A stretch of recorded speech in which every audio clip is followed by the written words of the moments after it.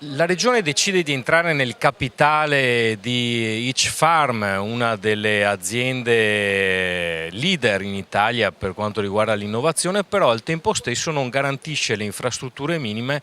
per accedere ad una zona come quella di Roncade, che è molto importante in chiave di sviluppo economico e produttivo del Veneto.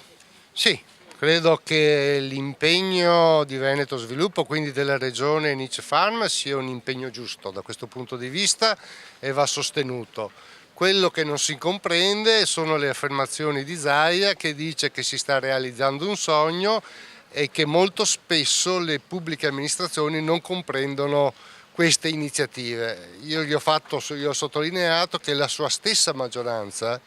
ha bocciato un nostro emendamento che tentava di risolvere un problema di ordine viabilistico, peraltro collegato alla seconda fase della metropolitana di superficie, già finanziato nel governo Prodi e poi tolto da Tremonti, che prevedeva la soluzione di un sottosovrappasso sulla provinciale di Catron, che permette nella sostanza di accedere al sito dell'Each Farm in tranquillità e non attraverso tortuosi percorsi e pericolosi percorsi.